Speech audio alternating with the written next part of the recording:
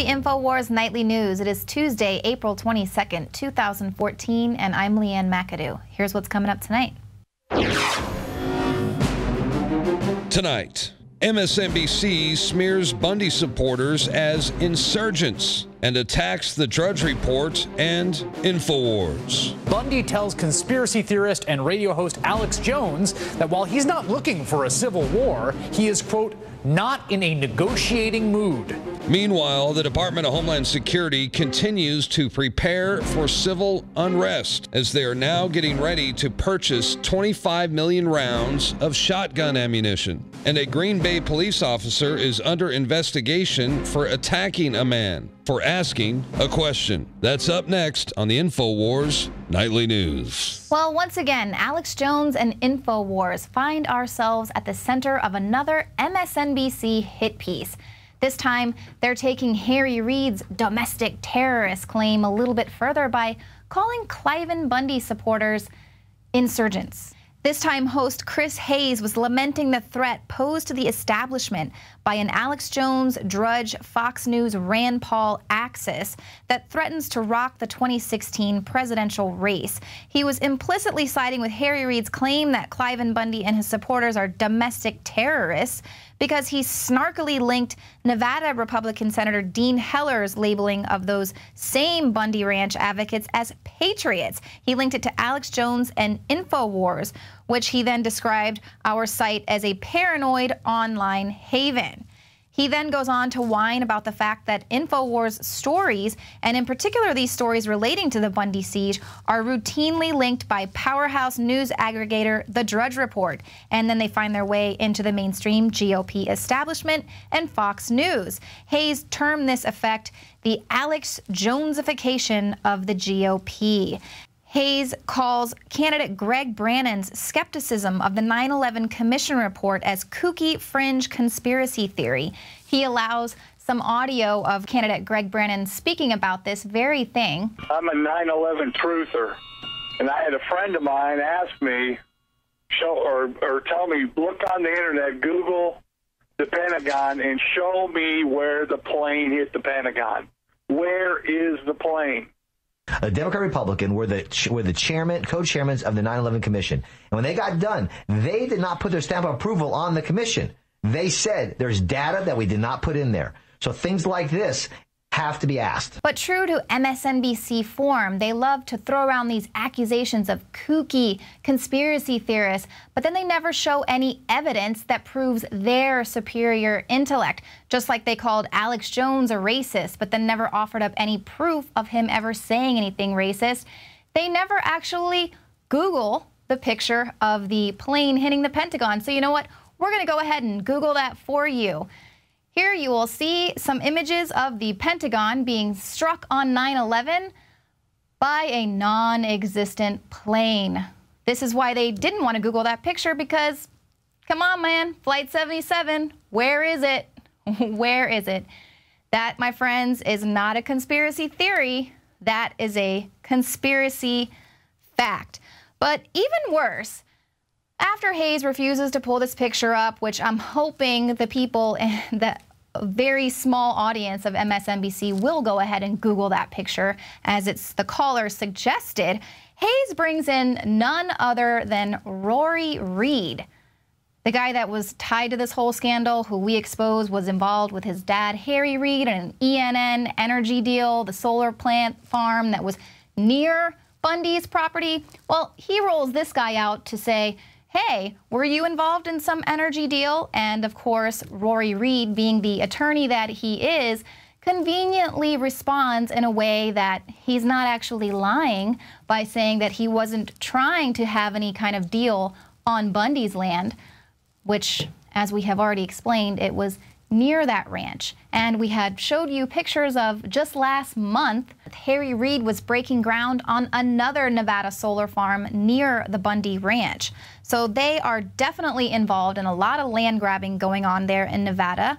And coming up later in the show, I'm going to have a report breaking down just a few of the sketchy land grabs that the Reids have been involved in over the last few years. It goes way back. They are basically using Reid's elected office to steal America and then sell it to their cronies around the globe. So that's why they're coming so hard on the offense and going on this MSNBC hit piece. But you know what? That's fine. Go ahead and do your little hit pieces on us, MSNBC. The only time you guys ever get any good ratings is when you talk about Alex Jones and INFOWARS. You've already lost more than 50% of your viewership. You're crashing at a astronomical rate. Meanwhile, whenever you do these hit pieces on us, it just drives a lot of traffic to our website. So thank you very much.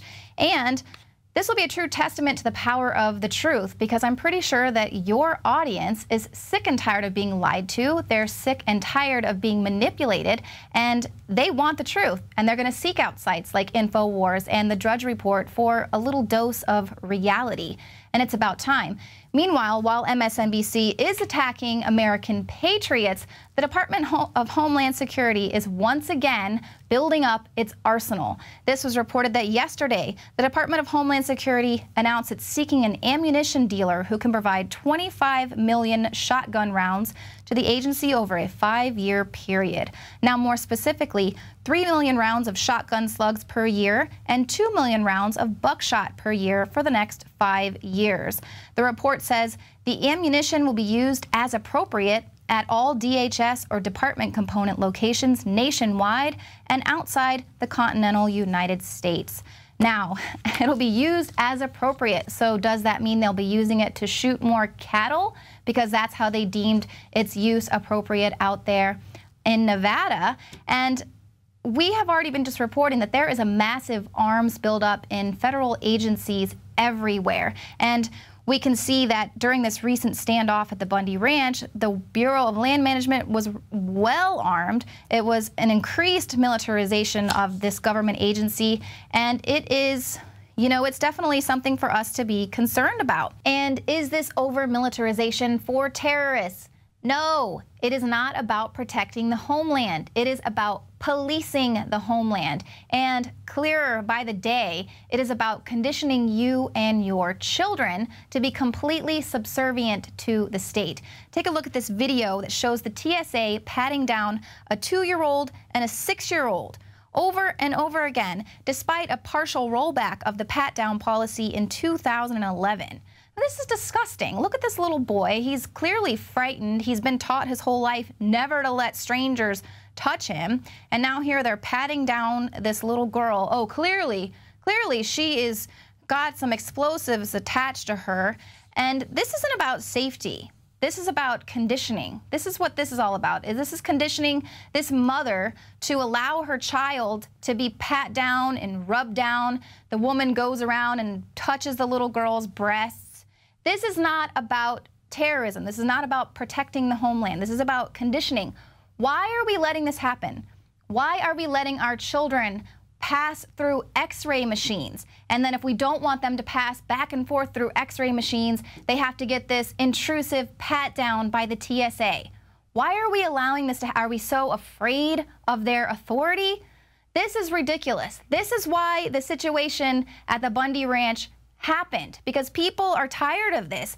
This is not the end. It's definitely not the time to stand down, but it is time to start asking ourselves, when is enough enough? When do we realize, when do we wake up and realize that this is not about fighting terrorism?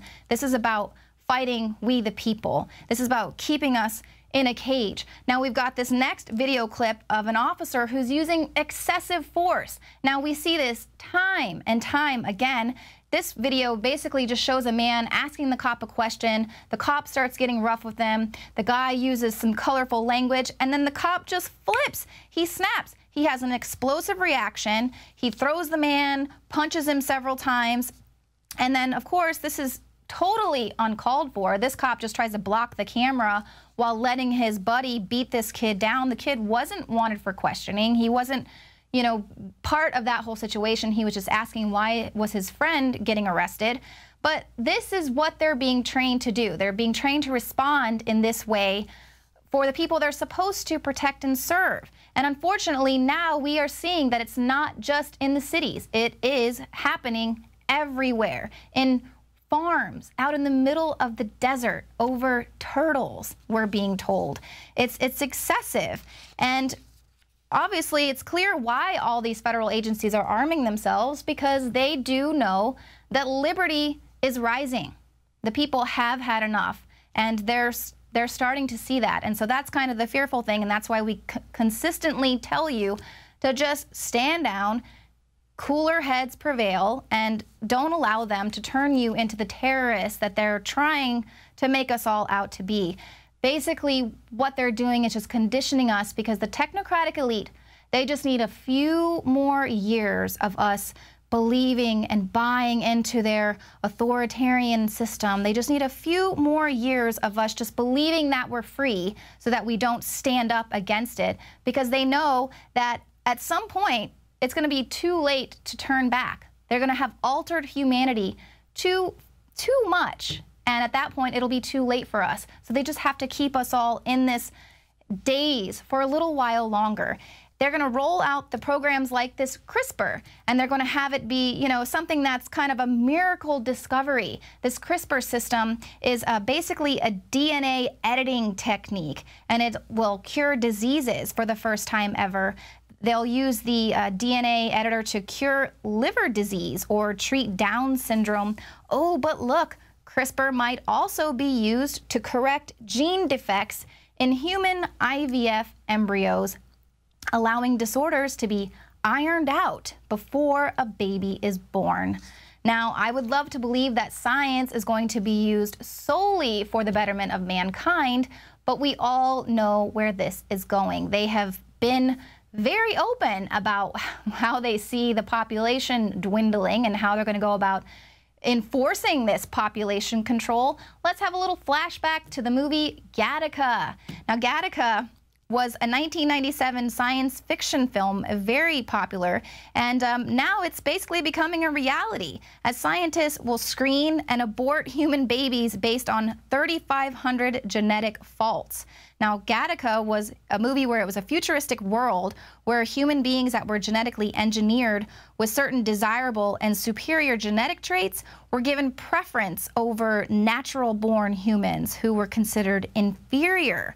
So basically, when science starts openly tampering with human life based on subjective perceptions of which genetic traits are desirable and which are not desirable, well, there is no closing Pandora's box. And no doubt they're researching right now what DNA parts they can edit to wipe out patriotism, or what characteristics are responsible for dissent. So, of course, those are undesirable traits in us subhumans. Now, coming up, John Bound will have a report on some other mutants. Now, I'm not talking about the X-Men. I'm talking about the triple X-Men of Hollywood. Apparently, a new lawsuit claims that several heads of entertainment, including Disney TV and Fox Entertainment, were involved in a Hollywood sex ring where a man claims that he was raped as a teenager. So more on that later. But again, just to remind you how the ruling class is above all of us, above the laws they make to rule us, that we are meant to obey. President Obama is going to defy all of these emission concerns of the EPA by burning more than 35,000 gallons of fuel, or what equals 375 tons of carbon dioxide in one day by flying Air Force One. And that day is the 44th Earth Day. Now, the irony is lost. Irony is lost on the White House, as they declared Earth Day is about taking action as the plane took off. And then the White House blog drones on about the impact humans are having on the environment that threatens our planet's future. But clearly, they don't mean themselves. It's just you and I who need to be being rationed. It's clearly not about saving the Earth through regulations, but about forcing the subclass into submission. And Obama's trip isn't just going to have an environmental cost, it's also going to cost the taxpayer to the tune of $300,000 for every hour that Air Force One is in the sky. So again, a little bit ridiculous, and isn't it about time that we all wake up to this manipulation and all of their propaganda placement? Now stick around because coming up, we've got some very special reports for you.